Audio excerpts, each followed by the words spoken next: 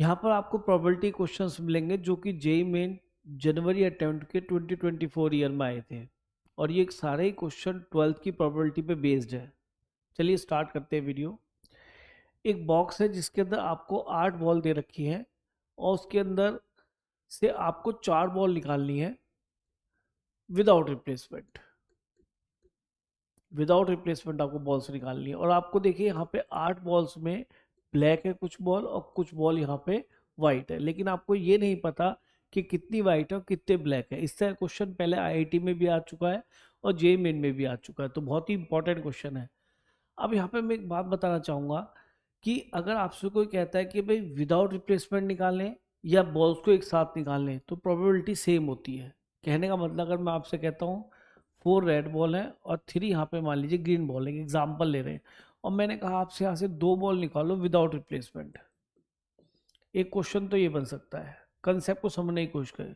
और या फिर 2 बॉल निकाली हमने टुगेदर, एक साथ, है ना, दे आर ड्रॉन टुगेदर, तो प्रोबेबिलिटी सेम आती। कैसे? जब आप, मैंने क्वेश्चन यहाँ बनाया कि एक रेड निकालनी है और एक मान लीजिए आपको ग्रीन निकालनी है। एक बच्चे ने कहा कि सर एक रेड एक ग्रीन निकालनी है, तो उसके दिमाग में एकदम आएगा कि पहले रेड निकालूं या पहले ग्रीन निकाल लूं। मान लीजिए उसने पहले रेड बॉल निकाली, रेड 1, और फिर उसने निकाली ग्रीन बॉल, प्रोसेस पूरा हो गया। भाई 2 बॉल निकालनी थी। या फिर कैसे निकल सकती है कि पहली ग्रीन निकल जाए और उसके बाद आपकी रेड निकल जाए। तो इस तरीके की केसेस 2 बनने वाले हैं, इसको मैंने प्रोबेबिलिटी लिख दिया। तो पहले मान लीजिए मैं विदाउट रिप्लेसमेंट आपको समझा रहा हूँ। आपने रेड बॉल निकाली, तो 4C1 अपॉन कितना आएगा, 4 3 7 7C1 इंटू क्या बनेगा, अब ग्रीन निकालनी है। तो विदाउट रिप्लेसमेंट था, वापिस ही रखी, तो ग्रीन तो उतनी ही रहेंगी, लेकिन टोटल बॉल आपकी कम हो गई होंगी, तो यहाँ पे 6C1 आएगा प्लस। अब प्रोसेस दोबारा से नया बैग है, इस तरीके से 4 रेड और 3 ग्रीन बॉल हैं इसके अंदर। तो पहले आपने ग्रीन निकाली, हो सकता है पहले ग्रीन निकली हो, अपॉन 7C1 इंटू अब आपने क्या निकाली, red ball, 4C1 upon 6C1। Without replacement है इसलिए टोटल में से एक बॉल कम हो गई होगी। तो यहाँ पे कितना बन गया, ये 4 × 3 अपॉन 7 × 6, और ये भी 3 × 4 सेम बन रहा है, ऊपर प्रोडक्ट सेम हो गया, नीचे 7 × 6। तो ये हो गया 12, ये 12 24 बटे 7 × 6, तो 6 चौक 24, तो 4/7 प्रोबेबिलिटी आती है। अब क्वेश्चन बना, दे आर ड्रॉन टुगेदर।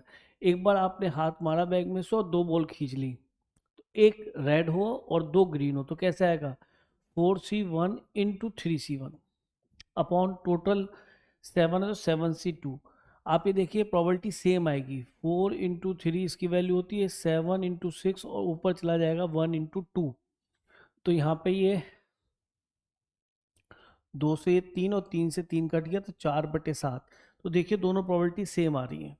तो एक बात तो कन्फर्म है कि दे आर ड्रॉन साइमल्टेनियसली और one after the another without replacement, तो भी प्रोबेबिलिटी क्या होती है, सेम रहती है। इस चीज़ को ध्यान रखें। तो हम इतना लेंदी प्रोसेस करें, हम एक साथ निकाल लेंगे, बात तो एक ही आनी है।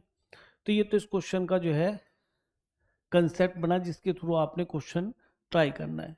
तो हम तो इसको ये समझेंगे कि हमने विदाउट रिप्लेसमेंट की जगह टुगेदर निकालनी है, ठीक है जी, यानी साइमल्टेनियसली आपने बॉल्स को चारों को निकालना है।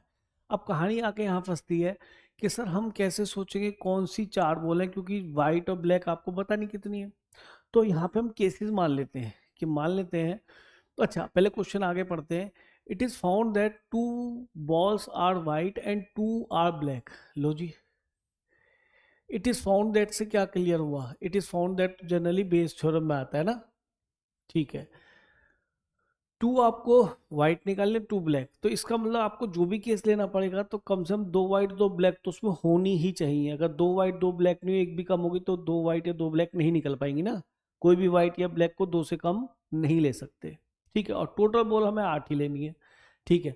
Find the probability that the bag contains equal number of white and equal number of ball. इस बात की प्रोबेबिलिटी निकालनी है, equal number of white and equal number of black ball होनी चाहिए, ठीक है। कोई बात नहीं, तो हमने केसेस बनाए कि सबसे पहले हमने ये सोचा कि हो सकता है बैग ऐसा हो जिसके अंदर सबसे पहले 2 वाइट ले लेते हैं और टोटल 8 बॉल कंप्लीट करनी है, तो 6 ब्लैक ले ली। या फिर बैग कैसा बन सकता है कि सर इस तरह से बन सकता है कि 3 वाइट, इसमें एक बढ़ा देंगे, इसमें से एक कम कर देंगे, या फिर 5 ब्लैक बॉल हो जाए। या फिर केस कैसा बन सकता है, या का मतलब ही क्या होता है, या मतलब हिंदी वाला या इंग्लिश वाला और। Cases, cases are always added, ये भी ध्यान रखना। तीसरा बैग मैं कैसा सोच सकता हूँ कि यहाँ पे मैंने एक वाइट बॉल और बढ़ा ली और यहाँ पे एक ब्लैक बॉल मैंने और कम कर दी। चौथा केस क्या बन सकता है कि मैंने यहाँ पे एक वाइट और बढ़ाई और एक यहाँ पे बॉल हमने और कम कर दी ब्लैक। ठीक है, लास्ट केस बनेगा आई थिंक, क्योंकि जो है यहाँ पे हम एक वाइट और बढ़ाएंगे और यहाँ पर हमारी दो ब्लैक बॉल हो जाएंगे, क्योंकि इससे कम अगर हमने बनाया तो कुछ ऐसा बनेगा 7 वाइट और एक ब्लैक, तो हम दो ब्लैक बॉल्स को निकाल ही नहीं पाएंगे साइमल्टेनियसली। ठीक है, अब आपसे जो कहा गया उससे साफ पता पड़ता है कि 2 balls are drawn without replacement and they are found to be 2 white and 2 black. तो ऐसा पाया जाता है कि 2 वाइट और 2 ब्लैक आती हैं। तो ये तो टोटल केसेस हो गए, है ना। तो इस बात की प्रोबेबिलिटी है 2 वाइट 2 ब्लैक हो, तो ये तो होगा टोटल केस। और इनमें से आपको उस बात की प्रोबेबिलिटी को फेवरेबल केसेस को ऊपर लिखना है जब इक्वल नंबर वाइट ऑफ और equal number of black balls हो, तो ये केस ऊपर आ जाएगा, यानी बेस थ्योरम का क्वेश्चन हो गया। तो यहाँ पर आप देखिए ये चारों ही केस, चार नहीं 5 केस है, पांचों के 5 इक्वली लाइकली हैं। कोई सा भी बैग आप चूज कर सकते हैं क्योंकि आपने 5 बैग इस तरह से एज्यूम करे।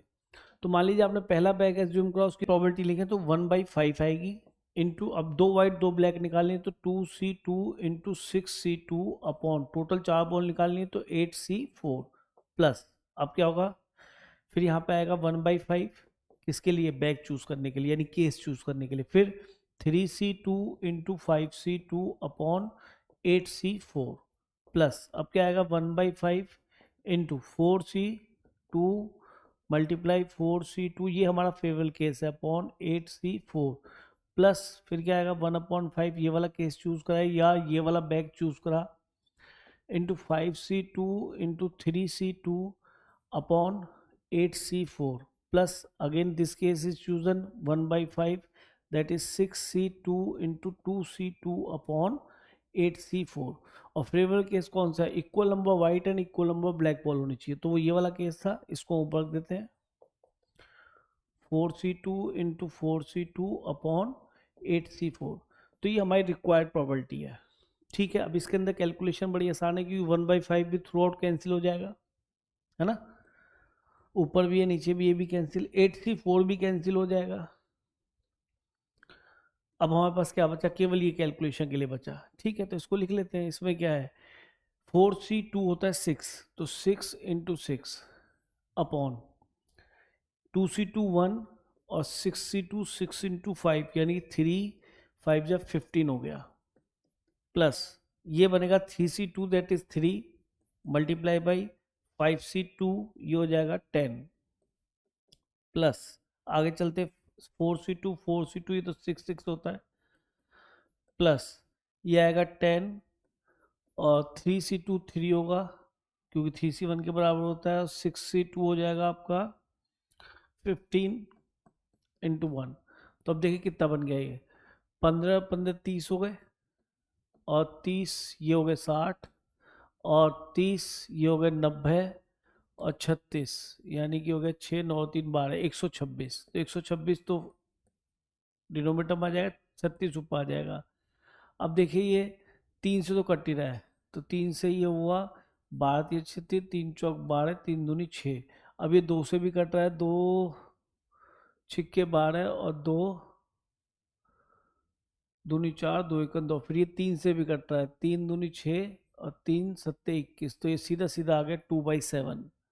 तो 2/7 आपको ऑप्शन नंबर बी हो गया। नेक्स्ट क्वेश्चन देखते हैं। देखिए इसमें लिखा है 2 marbles are drawn in succession, एक के बाद एक निकालते from a box containing 10 red 30 white 20 blue and 15 orange marbles with replacement.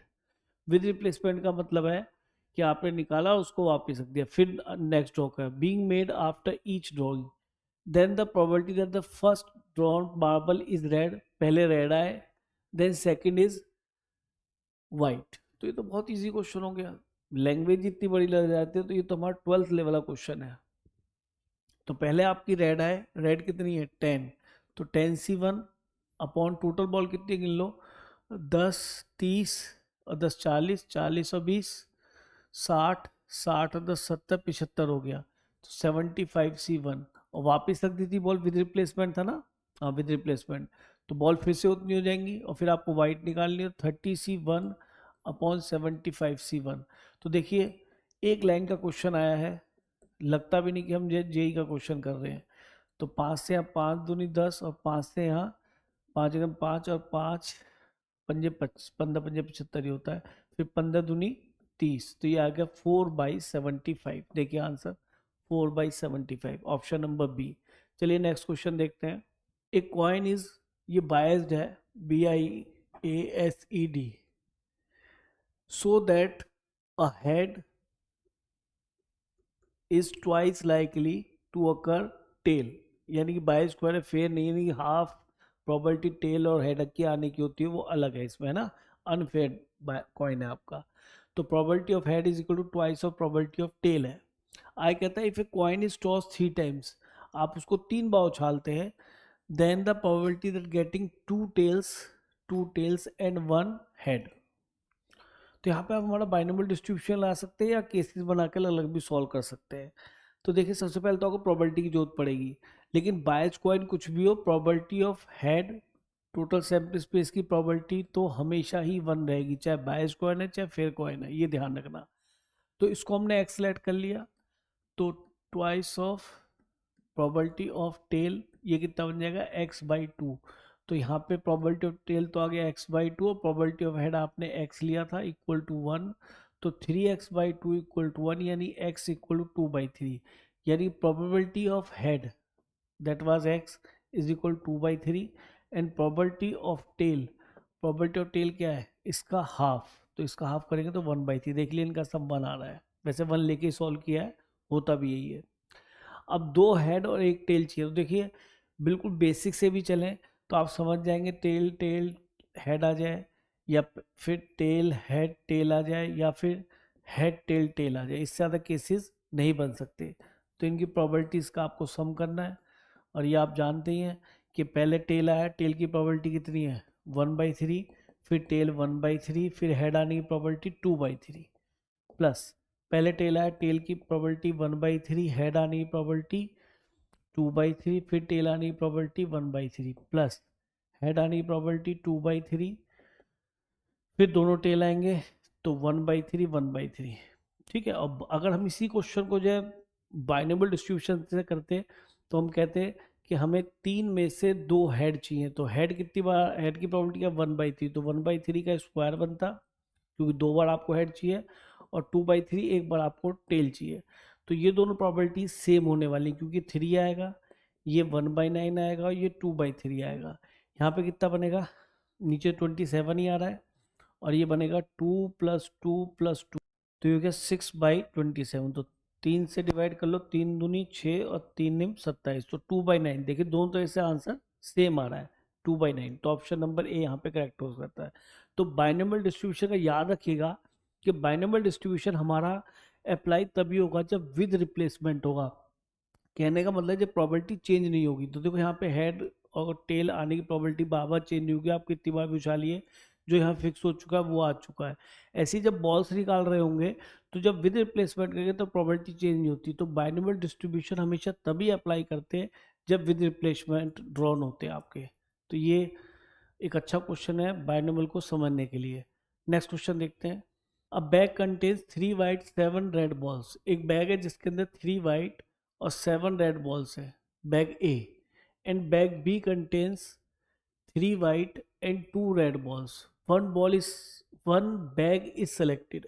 आपने इनमें से एक बैग सेलेक्ट करना है, and a ball is drawn from it, फिर उसमें से एक बॉल निकालनी है। ठीक है, अब आगे कहता है the probability drawing the ball from the bag A. अच्छा, बैग ए की प्रोबेबिलिटी बतानी है if the ball drawn was white, तो यानी कि if the ball drawn was white, यानी ये पहले हो चुका है, तो बेस थ्योरम का हो गया।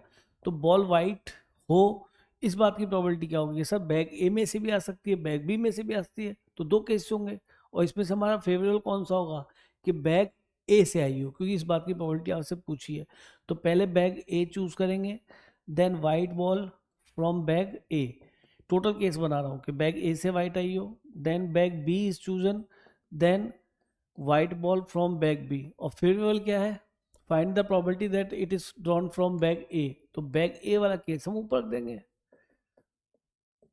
तो ये बेस थ्योरम का क्वेश्चन हो गया। यहाँ पे किस बात की प्रोबेबिलिटी निकालनी है, बैग ए से निकली हो बॉल वाइट, तो ये प्रोबेबिलिटी पूरी जो लिखी हुई है ये टोटल प्रोबेबिलिटी है वाइट आने की। अगर वो पूछेगा डिनोमिनेटर लिखा क्या हुआ, तो वाइट आने की प्रोबेबिलिटी लिखी हुई है, ठीक है। इसको हटाए थे यहाँ से। अब आगे देखते हैं, क्योंकि दो ही बैग हैं तो इक्वली लाइकली है, तो 1/2 बैग ए और बी दोनों को चूज करने की प्रोबेबिलिटी 1/2 है। अब वाइट बॉल निकालते हैं यहाँ से, तो ये कितना आएगा 3C1/10C1 प्लस, अब कितना आएगा, वाइट बॉल निकालनी है तो 3C1/5C1, एक ही बॉल निकालनी है, और ये फेवरेबल केस हमारा ऊपर चला जाएगा 1/2 3C1/10C1। अब देखिए 1/2 तो थ्रू आउट कैंसिल हो जाएगा, कैंसिल कर देते हैं, रिजल्ट आएगा ऊपर। अच्छा 10 भी डिनोमिनेटर में है यहाँ पे, और वहाँ पे कितना है 5 है। अच्छा तो वो कैंसिल नहीं हो, कोई बात नहीं, 3/10 तो न्यूमिनेटर में नज़र आ गया, और डिनोमिनेटर में क्या आएगा 3/10 प्लस वहाँ से 3/5 आएगा, तो मैंने लिख लिया 6/10, डिनोमिनेटर सेम कर लिया। अब केवल क्या बच गया 3/9, that is 1/3।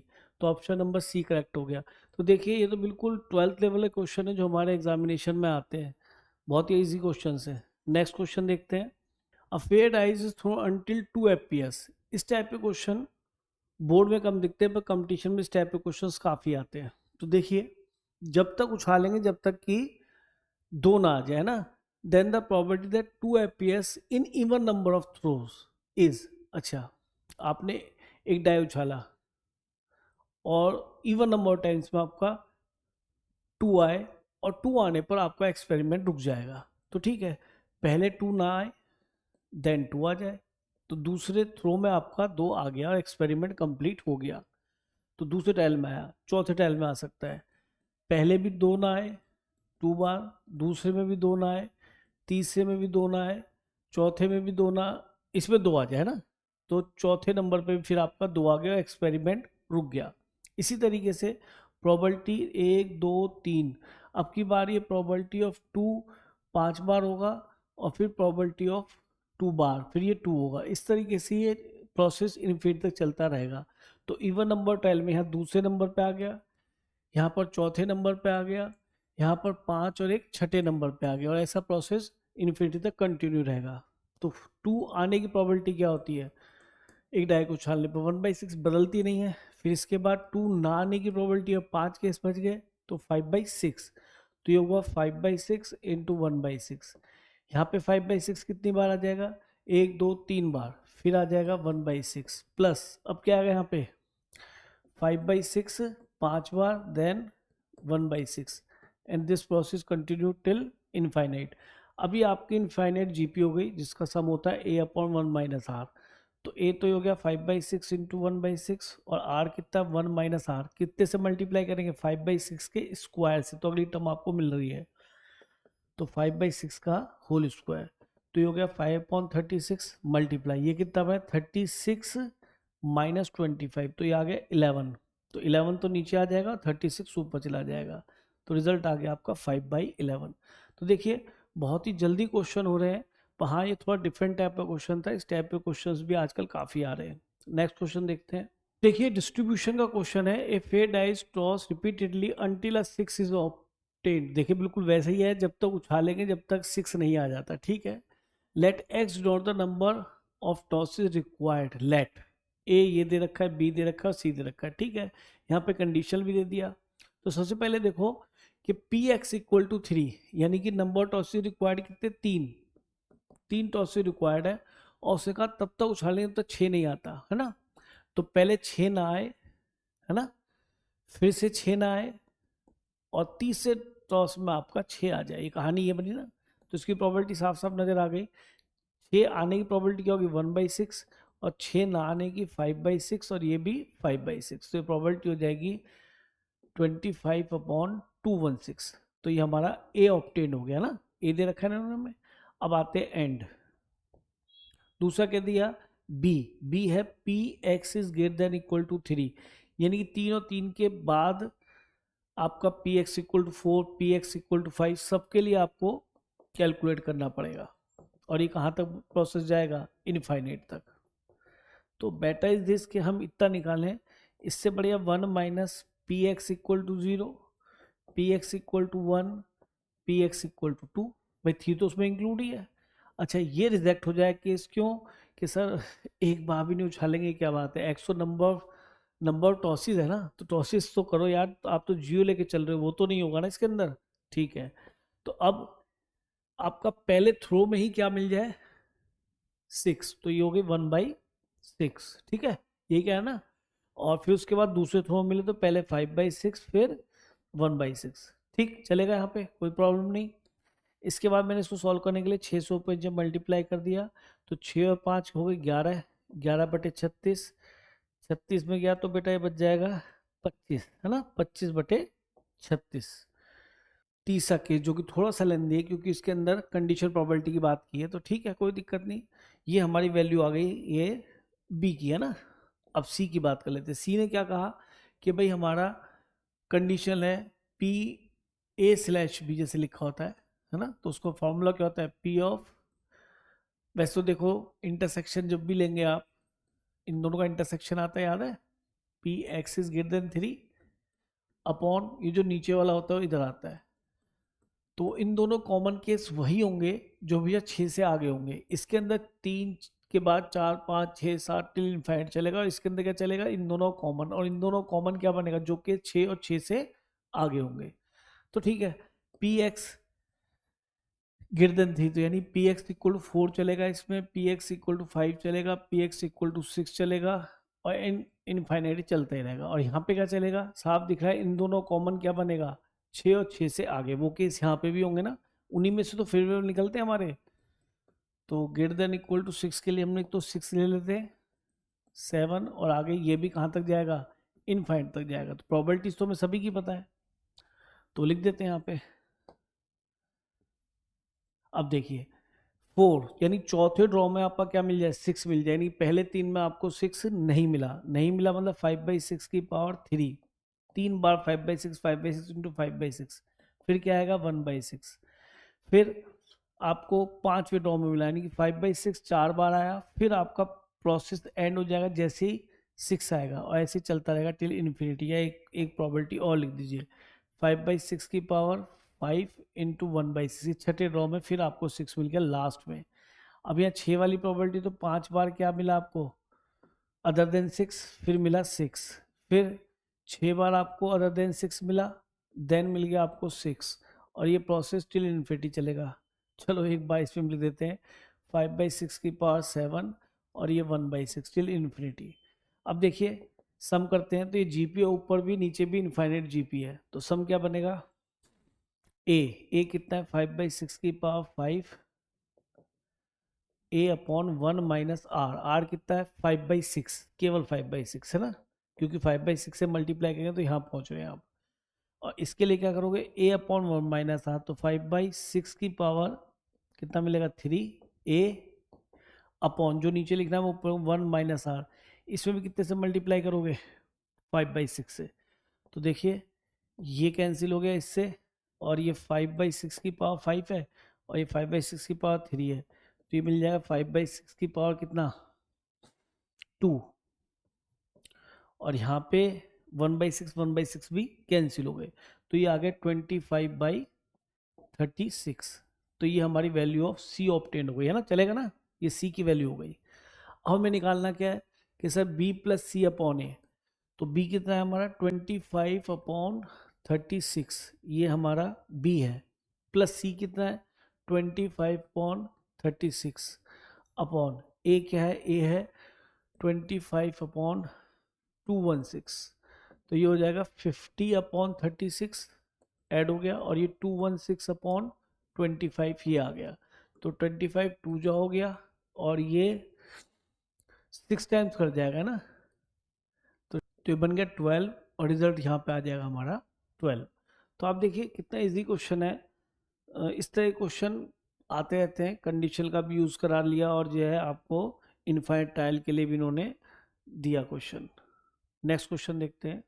N urn contain 6 white and 9 black balls, 2 successive draw of 4 balls, यानी 4 बॉल एक बार निकाली फिर 4 बॉल एक बार निकाली, आर मेड विदाउट रिप्लेसमेंट, वापस ही रखी, ठीक है। अब कहता है the probability that the first draw gives all white and the second draw gives all black, ठीक है। तो बहुत इजी क्वेश्चन है, पहले ड्रॉ में आपको सारी सारी वाइट बॉल निकालनी है, तो हो जाएगा 6C4 अपॉन कितना टोटल है 9 6 15, 15C4, फिर वापस तो रखी नहीं उसने, इसके बारे में बोला भी नहीं है। अब आपको 4 ब्लैक बॉल निकालनी है ना, तो सेकंड ब्लैक बॉल के लिए ऑल ब्लैक, तो यानी 9C4, लेकिन वहाँ 4 बॉल कम हो गई होंगी, तो यहाँ 15 थी, 4 कम हो गई 11C4, तो क्वेश्चन खत्म हो गया। ये करना है, इसके बाद ये ट्रायल करना है, जब भी मल्टीप्लाई कर तभी करते हैं जब एक के बाद एक ट्रायल हो रहा होता है। तो ये हो गया हमारा 6 × 5 × 4 × 3 अपॉन 1 2 3 4, इसके लिए भी आएगा और इसके लिए भी आएगा 15 × 14 × 13 × 12, और ये क्या कितना बन गया हमारा 9 × 8 × 7 × 6 अपॉन ये 11 × 10 × 9 × 8, तो ठीक है 9 × 8 ये पूरा कैंसिल हो गया, बढ़िया। और ये और देखो 6 और 6 एक मिनट 15, 5 दिया 15 पूरा कट गया, ठीक है। फिर 7 दूनी 14 पूरा कट गया, तो अब कितना बच गया, केवल 6 बचा, और यह भी कट जाएगा, 2 से 6 हो गया, ये 6 से 6 पूरा कट गया, तो ऊपर 6 बच गया और नीचे केवल 13 इंटू क्या बच गया 11 × 10, है ना 11 × 10, अच्छा 10 भी कट जाएगा यार, ये देखा नहीं 6 से, है ना, तो इसको 6 से भी काट लो, तो 2 तिया 6 और 2 पंजे 10, तो ये आ गया 3 बटे, ये हो गया आपका 13 पंजे 65, 65 × 11, तो ये हो जाएगा 5 6 5 11 और कैरी 1, तो ये हो जाएगा मेरे ख्याल में 7, एक बार देख लो मल्टीप्लाई, 5 6 5 6, तो 5 6 5 11 कैरी 1 7, ठीक है, तो 3/715, तो ऑप्शन नंबर सी करेक्ट हो गया। तो देखिए कितने इजी क्वेश्चंस बने हुए हैं 12th लेवल पर, तो यहाँ पे बच्चा इनको अटेम्प्ट कर सकता है और मार्क्स स्कोर कर सकता है यहाँ पे।